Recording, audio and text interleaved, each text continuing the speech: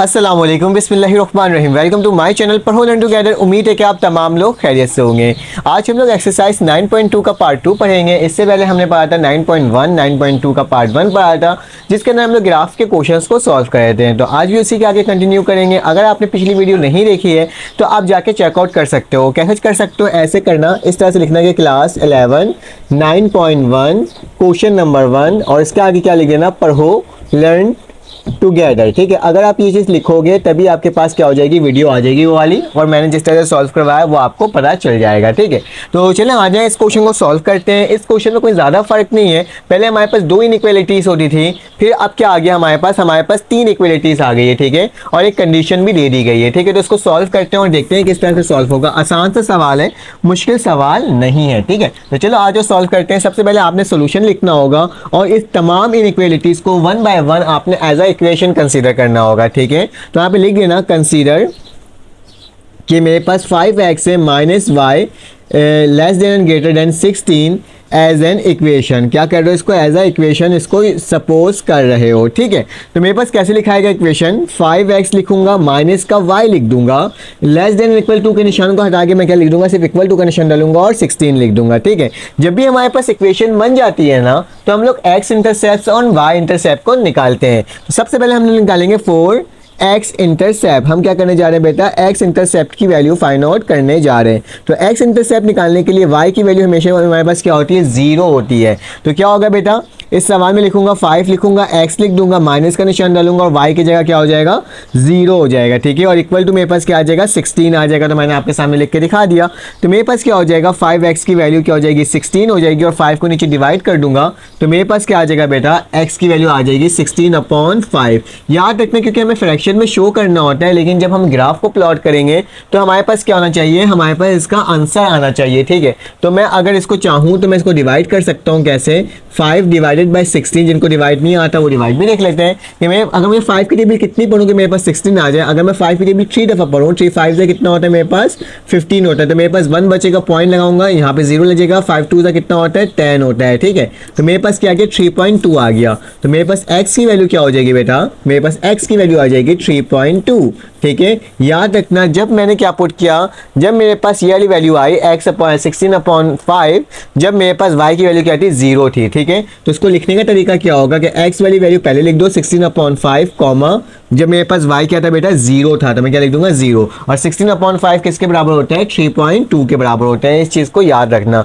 जब मेरे पास x intercept निकल जाएगा तो अब क्या लिखोगे, 4y इंटरसेप्ट। तो क्या लिखोगे, 4y इंटरसेप्ट। अब हम क्या करने जा रहे हैं बेटा, y इंटरसेप्ट की वैल्यू निकालने जा रहे हैं। तो y इंटरसेप्ट को निकालने के लिए क्या करेंगे बेटा, अब x की वैल्यू क्या हो जाएगी, 0 हो जाएगी। x की वैल्यू क्या हो जाएगी, 0। तो देखते हैं मेरे पास x की वैल्यू अगर 0 होती है, इस इक्वेशन में पुट करते हैं तो मेरे पास क्या आता है, 5 लिखा, x की जगह क्या गया 0, माइनस का y इक्वल टू क्या हो गया 16। तो मेरे पास ये पूरी टर्म 0 हो जाएगी। तो क्या हो जाएगा, माइनस का y इक्वल टू 16, तो माइनस वहाँ ले जाओ तो मेरे पास क्या हो जाएगा, y की वैल्यू क्या आ जाएगी, -16 आ जाएगी। ठीक है, तो y की वैल्यू मेरे पास निकल कर आ गई जब मेरे पास x 0 था। तो इसको लिखने का तरीका क्या होगा बेटा, 0,16। ठीक है, लेकिन माइनस का 16, इस चीज़ को याद रखना। ठीक है, इस ग्राफ में वैल्यूज़ काफ़ी बड़ी आएगी क्योंकि 16 आ गया है ना, तो माइनस का 16 हो गया, 0 पुट किया तो क्या आ गया, 16 आ गया। मैं तमाम पॉइंट्स को ना एक जगह लिख लेता हूँ ताकि ना जब मैं इसको रब करना पड़े तो मुझे मसले मसाइल पहले ना हो। ठीक है, तो पहले वाले इक्वेशन का क्या बना है, 16/5, 0 x इंटरसेप्ट, और y इंटरसेप्ट क्या निकला पहले इक्वेशन का, 0, -16। ठीक है, तो यह टर्म निकली है, इसको 3.2 भी कह देंगे। ठीक है, यहाँ पे लिख देता हूँ छोटा सा ताकि याद रखे, 3.0, के बराबर है। ठीक है, तो मेरे पास एक टर्म तो फाइंड आउट हो गया। अब चले आ जाए इसका नेक्स्ट टर्म को सॉल्व करते हैं और देखते हैं उसकी वैल्यू किस तरह से फाइंड आउट करना है। सॉल्व करते हैं और देखते हैं कैसे सॉल्व होगा। तो क्या लिखता हूँ, 3x + 2y इक्वल टू क्या हो जाएगा, मेरे पास 6 हो जाएगा। याद रखना, इक्वल मैंने इक्वेशन को पहले कंसीडर कर लिया। अब क्या लिखूंगा, 4x इंटरसेप्ट, हम लोग क्या करने जा रहे हैं, x इंटरसेप्ट की वैल्यू फाइंड आउट करने जा रहे हैं। ठीक है, तो क्या हो जाएगा बेटा, y किसके बराबर हो जाएगा, 0 के। तो यहाँ क्या लिखूंगा, 3x + 2 0 इक्वल टू 6। तो ये क्या हो जाएगा, 3x इक्वल टू 6, 3 को नीचे ले जाओ तो क्या हो जाएगा, 6/3, 3 1 3 3 2 6। तो x की वैल्यू क्या आ गई बेटा, 0 आ गई। जब मैंने क्या पुट किया बेटा, x की वैल्यू मेरे पास सॉरी 2 आ गई, 0 नहीं आई 2 आ गई, ठीक है। तो जब मेरे पास x की वैल्यू 2 आई, जब मेरे पास y किसके बराबर था, 0 के था, ठीक है। तो मेरे पास एक टर्म बन करके आ गई। अब चलो आज इसका नेक्स्ट पार्ट सॉल्व करते हैं फॉर y इंटरसेप्ट। तो क्या लिखूंगा, फॉर y इंटरसेप्ट। अब हम y इंटरसेप्ट की वैल्यू को निकालने, सेम काम वही करें जो मैंने पहले कर चुके थे, ठीक है। तो अब क्या करना होगा बेटा, वही सेम लिखना होगा। x की वैल्यू अब 0 हो जाएगी, तो क्या लिखूंगा मैं, 0 लिख दूंगा, ठीक है। प्लस का निशान डालूंगा, 2 लिखूंगा, और इक्वेशन क्या है, y है, तो 2 लिखेंगे बाद y की वैल्यू 0, y की वैल्यू y हो जाएगी, क्योंकि y की वैल्यू 0 नहीं हो सकती ना। तो मेरे पास y हो जाएगा और इक्वल टू क्या हो जाएगा, 6 हो जाएगा। यही टर्म 0 हो जाएगी, तो क्या हो जाएगा, 2y इक्वल टू 6। 2 को नीचे ले जाओ, तो y की वैल्यू क्या हो जाएगी, 6/2, 2 1 2 2 3 6, तो y की वैल्यू क्या आ गई बेटा, 3। जब मेरे पास x 0 था, ठीक है, जब मेरे पास x 0 था, तो y क्या आ गया, मेरे पास 3 आ गया, ठीक है। पहला इक्वेशन ये हो गया, सेकंड इक्वेशन मेरे पास ये फाइंड आउट होकर आ गया। अब थर्ड इक्वेशन है, उसको भी सॉल्व कर लेते हैं और देख लेते हैं कि इसकी वैल्यू क्या निकलेगी। तो क्या लिखूंगा बेटा, मेरे पास क्या लिखा हुआ है, x + 2y less than equal to 5। तो क्या लिखूंगा, x, ठीक है। सबसे पहले x लिखूंगा, फिर प्लस लिखूंगा, 2y लिखूंगा, और इक्वल टू का निशान क्या डाल के क्या लिख दूंगा, 5 लिख दूंगा। तो यहाँ क्या आ जाएगा बेटा, मेरे पास 5 आ जाएगा, ठीक है। अब क्या बोलूंगा, फॉर x इंटरसेप्ट। अब क्या निकालने जा रहा हूँ, x इंटरसेप्ट निकालने जा रहा हूँ। तो देखता हूँ मेरे पास इसकी वैल्यू क्या आ रही है। तो मेरे पास क्या हो जाएगा, y किसके बराबर हो जाएगा, 0 के। तो x लिखूंगा +2 0 इक्वल टू 5। तो मेरे पास x की वैल्यू क्या आ जाएगी, 5 आ जाएगी, ठीक है।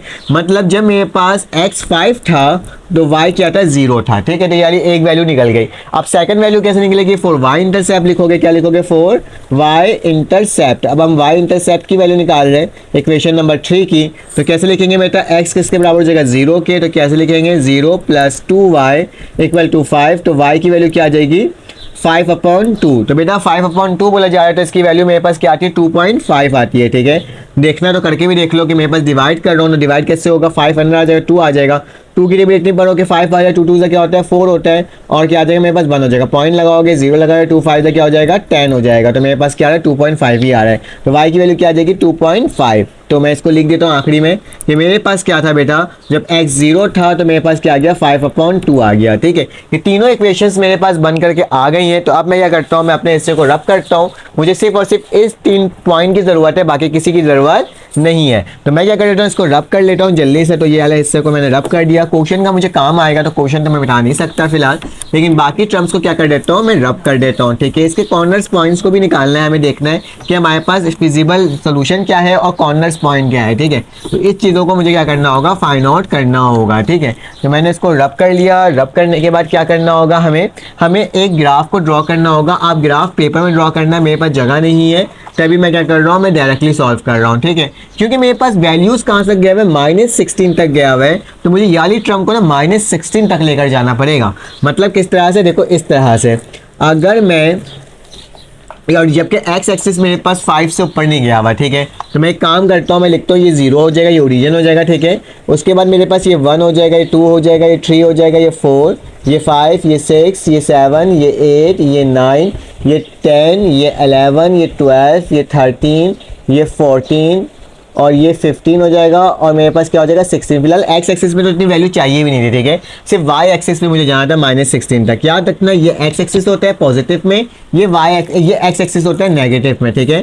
तो मैं नेगेटिव वाली वैल्यू भी लिख देता हूँ x एक्सिस की। तो क्या हो जाएगा, -1, -2, -3, -4, -5, -6, -7, -8, -9, फिर उसके बाद -10, -11, -12, -13, -14, -15 और क्या हो जाएगा, -16 हो जाएगा, ठीक है। तो ये टर्म हो गई। उसी तरह से ऊपर भी लेके जाना होगा और नीचे भी लेके जाना होगा। तो क्या हो जाएगा, 1 पॉजिटिव, ये y एक्सिस की लाइन होती है, ठीक है।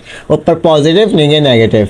तो 1 2 3 4 5 6 7 8 9 10 11 12 13 14। फिलहाल मेरे पास जगह नहीं है, मैं लिख नहीं पा रहा हूँ, आपने अपने उसमें पूरा लिखना है, ठीक है। उसी तरह नीचे चाहिए तो -1, मुझे यहाँ पे 16 ज़रूर चाहिए, -2, -3, -4, -5, -9, -10, ठीक है। उसी तरह से -11, -12, -14, ठीक है, -16। अभी मेरे पास जगह नहीं है तो मैं कर नहीं पा रहा हूँ। खैर हम लोग उसको एक डायरेक्टली मतलब एज अ रैंडमली एक लाइन में खींच दूंगा, ठीक है, तो उससे कोई फ़र्क नहीं पड़ेगा। बेटा मेरे पास 16/5 है पहले इक्वेशन और 3.2 के बराबर होता है। बेटा मेरे पास एक्स एक्सिस 3.2 कहाँ आएगा? बेटा एक्स एक्सिस 3.2 मेरे पास यहाँ आएगा, 3 से 2 कदम आगे, ठीक है। आपके पास तो ग्राफ पेपर होगा तो आपको साफ साफ नजर आ रहा होगा, लेकिन मेरे पास जगह नहीं है तो मैंने क्या लिख दिया, यहाँ पे लिख दिया है कि मेरे पास क्या है बेटा 16/5, 0। तो ये वाला पॉइंट क्या आ रहा है 3.2, 0, क्योंकि 0 वाली टर्म यही है तो एक पॉइंट मेरे पास ये आ जाएगा।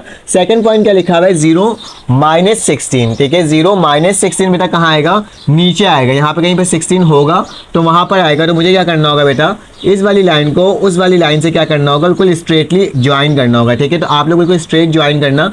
मेरे पास जगह नहीं है तो मैंने क्या कर दिया, मैंने ऐसी लाइन खींच दिया, एक ऊपर से ड्रॉ कर देना और एक नीचे से यूं करके एक लाइन ड्रॉ कर देना। फर्स्ट इक्वेशन की मेरे पास टर्म बनकर आ गई।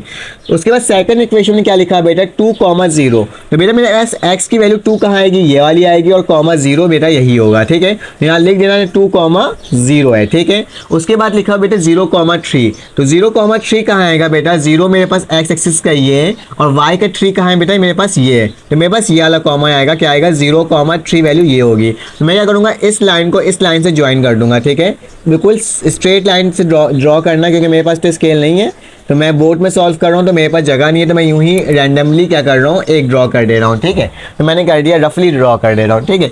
उसके बाद लिखा बेटा 5,0, पहले मेरे पास लिखा हुआ थर्ड इक्वेशन, ये मैंने कर लिया, ये मैंने कर लिया। अब मेरे पास थर्ड इक्वेशन है, इसमें लिखा है 5,0, एक्स की वैल्यू क्या है बेटा 5, तो एक्स की वैल्यू 5 ये है और 0 भी यहीं पर आए तो क्या हो जाएगा 5,0 हो जाएगा, ठीक है। उसके बाद क्या हो जाएगा बेटा, मेरा नेक्स्ट जो है 0,5.2, तो 0 कहाँ आएगा एक्स का बेटा ये, और 5.2 मतलब 2.5, तो 2.5 कहाँ आएगा बेटा इस साइड कहीं आएगा बीच में, ठीक है। तो अब मुझे क्या करना होगा, इस लाइन को इस लाइन से ज्वाइन करनी होगी, तो इस लाइन को इस लाइन से ज्वाइन करा और इसको क्या कर दिया मैंने as a straight line draw कर दी, ठीक है। मेरे पास जगह नहीं थी तो मैं इस तरह से आपको ड्रॉ करके दिखा रहा हूँ। अब क्या करना होगा, अब हमें इसका आंसर निकालना होगा। आंसर निकालने के लिए हम लोग कैसे देखेंगे बेटा, इस वाली टर्म को देखेंगे और इन तीनों टर्म्स को देखेंगे, ठीक है। याद रखना क्योंकि आंसर निकालना है तो इसके लिए मुझे इसको क्या करना होगा, एज अ इक्वेशन मालूम करना होगा, एज अ ग्रेटर देन मालूम करना होगा। मैं क्या लिखूंगा बेटा 5x - y लिखा और क्या लिख दूंगा 16 लिख दूंगा, ठीक है। बेटा ये 0 और ये 0 हो जाएगा तो मेरे पास क्या हो जाएगा 16। अब देखो क्या 0 की वैल्यू छोटी है 16 से या 16 की वैल्यू बड़ी है? देखो ये जहां मुंह खुला हुआ होता है उसको क्या बोलते हैं, मतलब कि बड़ी वैल्यू। तो इसमें बोल रहा है कि हाँ 0 की वैल्यू क्या होती है 16 से बड़ी, मतलब कि 0 छोटा होता है और 16 क्या होता है बड़ा होता है। तो इसका मतलब क्या, ये कंडीशन ट्रू है। और जब भी कंडीशन ट्रू होती है तो हमारे पास क्या होता है टूवर्ड दी ओरिजिन आंसर आता है। क्या आता है? टूवर्ड दी ओरिजिन आंसर आता है। मतलब कि मेरे पास जो फर्स्ट इक्वेशन थी ये वाली, उसका आंसर क्या होगा बेटा टूवर्ड दी ओरिजिन, मतलब इस साइड जो होगा ना जितना भी आंसर यहाँ से, ठीक है, तो वो क्या होगा मेरा आंसर होगा। लेकिन अभी हम लोग फैसला नहीं कर सकते कि आंसर वाकई में ये होगा कि नहीं होगा, ठीक है। उसके लिए हमें सेकंड इक्वेशन देखना होगा। क्या लिखा है बेटा 3x प्लस का 2y और ग्रेटर इक्वल टू क्या लिखा हुआ है 6 लिखा हुआ है। तो ये दोनों टर्म 0 हो जाएगी तो मेरे पास किसके बराबर हो जाएगा 6 के। क्या ये कंडीशन ट्रू है कि 0 की वैल्यू छोटी होती है और 6 की वैल्यू बड़ी होती है? जी बिल्कुल सही है। तो मेरे पास क्या आ जाएगा, ये भी ट्रू आ जाएगा। तो सेकंड इक्वेशन मेरे पास क्या थी बेटा, सेकंड इक्वेशन मेरे पास ये वाली थी, ठीक है, जिसको मैंने यहाँ से लेकर यहाँ तक ड्रॉ किया था, ठीक है। और मेरे पास second equation I think so यही थी। ये फर्स्ट इक्वेशन थी, टूवर्ड दी ओरिजिन हो गया। सेकंड इक्वेशन में बस 2,0 था, तो 2,0 मेरे पास ये रहा, ये वाला पॉइंट है, ठीक है। तो ये भी क्या कह रहा है टूवर्ड दी ओरिजिन, ये भी ट्रू है। तो मतलब इसका आंसर क्या कह रहा है कि ये ओरिजिन के साइड ही होगा। ये वाला जो पहला इक्वेशन था ये पहला इक्वेशन है, ये दूसरा इक्वेशन है, ठीक है, जो कि मुझे क्या बोला है टूवर्ड दी ओरिजिन। दोबारा से क्या बोला है ओरिजिन की तरफ आओ, ये भी क्या बोला था ओरिजिन की तरफ आओ, ठीक है। यहाँ तक तो हमने कर लिया। अब देखते हैं मेरे पास जो थर्ड इक्वेशन है वो क्या कहता है। यहाँ जगह नहीं है, मैं यहाँ लिख देता हूँ x + 2y और फिर क्या है 5 है बेटा, तो ये भी 0 हो जाएगा और 5 के बराबर हो जाएगा। तो ये वाली इक्वेशन भी क्या कह रही है ट्रू कह रही है। जो मेरे पास थर्ड इक्वेशन है वो भी क्या कह रहा है बेटा टूवर्ड दी ओरिजिन। मतलब ये वाला जो थर्ड इक्वेशन है ये भी इसने कहा कि टूवर्ड दी ओरिजिन मतलब ओरिजिन के पास जाओ और उसका आंसर बिल्कुल करेक्ट है, ठीक है। यहाँ पे वाला एरिया है। ये वाली इक्वेशन जो थी सेकंड इक्वेशन थी वो भी क्या कह रहा है टूवर्ड दी ओरिजिन, ठीक है। और मेरे पास जो थर्ड इक्वेशन बनी थी ये वाली, तो वो भी क्या कह रहा है मुझे टूवर्ड दी ओरिजिन, मतलब इस साइड जाने बोल रहा है, ठीक है। अब हमें देखना होगा हमारे पास आंसर कौन सा होगा, उसका आंसर कौन सा ठीक आएगा, टूवर्ड दी ओरिजिन आखिर कौन सा टर्म होगा। तो मुझे उसके लिए देखना पड़ेगा बेटा, मेरे पास x की वैल्यू क्या होनी चाहिए, 0 से बड़ी होनी चाहिए, और y की वैल्यू 0 से बड़ी होनी चाहिए, मतलब x की वैल्यू भी पॉजिटिव होनी चाहिए और y की वैल्यू भी क्या होनी चाहिए बेटा, पॉजिटिव होनी चाहिए। तो यहाँ पे कौन सा ऐसा जगह है जहाँ पे x और y की पॉजिटिव आंसर आएगा।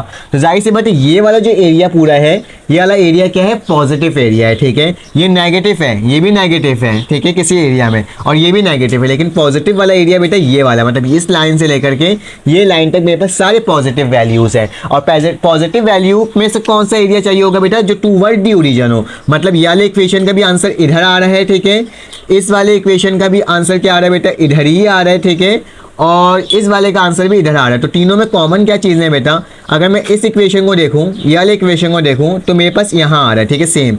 अगर इस वाले इक्वेशन को देखो तो यहाँ पे ये वाला एरिया आ रहा है, ठीक है, और अगर इस वाले इक्वेशन को देखूं सिंपल, तो ये भी इसी साइड आ रहा है। तो कहने का मकसद क्या है क्या बेटा, कि मेरे पास जो आंसर होगा वो कौन सा होगा, वो ये वाला पॉइंट होगा, और हमारे पास यही पॉइंट क्या होगा, आंसर बन करके आ जाएगा, ठीक है। तो इसके पॉइंट्स कौन कौन से होंगे बेटा, मेरे पास फर्स्ट पॉइंट आ जाएगा 0,3, ठीक है, एक पॉइंट मेरे पास ये है, ठीक है, 0,3, और उसके बाद मेरे पास कौन सा पॉइंट है बेटा, मेरे पास एक पॉइंट आ जाएगा ये 0,0, क्योंकि यहाँ पे भी वो हो रहा है, तो मैं क्या लिख सकता हूँ, 0,0 लिख सकता हूँ, क्योंकि मैंने इसको ग्राफ में प्लॉट नहीं किया है ना, तो हो सकता है कि कहीं पर कुछ चीज़ें चेंजेस आ जाए। एक पॉइंट होगा बेटा ये वाला 2,0, तो यहाँ पे क्या लिख दूंगा मैं, 2,0, और मेरे पास जो एक आखिरी पॉइंट है ना, एक ये पॉइंट हो गया, एक ये पॉइंट हो गया, एक ये पॉइंट हो गया, ठीक है, 2,0 तक हो गया। जो ये वाला पॉइंट है ना बेटा, इस पॉइंट को आपने खुद मालूम करना होगा ग्राफ पेपर में, क्योंकि यहाँ पे मेरे पास ये ग्राफ पेपर में तो बनाया ही नहीं हूँ, तो मेरे पास वो एज इट इज़ वैल्यू नहीं आ पाएगी, मतलब यहाँ से कौन सा लाइन आ रहा है और यहाँ जगह कौन सा लाइन आ रहा है, उसको आपको खुद मालूम करना होगा, ताकि आपके पास वो फोर्थ पॉइंट जो है वो आप निकाल लो, ठीक है। जब ग्राफ पेपर में आप करोगे तो आपके पास आ जाएगा, मेरे पास बोर्ड में इस तरीके से नहीं हो पाएगा। तो मैंने आपको क्वेश्चन नंबर 2 सॉल्व करवा दिया, पार्ट 1 सॉल्व करवा दिया, इसके बाकी पार्ट्स भी इसी तरीके से सॉल्व होंगे। अगर आपको ये वीडियो अच्छी लगी तो आप लाइक कर दीजिएगा, सब्सक्राइब कर दीजिएगा, बेल के आइकन को क्लिक कर दीजिएगा। फिर आपसे मुलाकात होगी एक न्यू वीडियो में। अपना ख्याल रखिएगा, अपने का ख्याल रखिएगा, दुआ में याद रखिएगा। अल्लाह हाफिज़।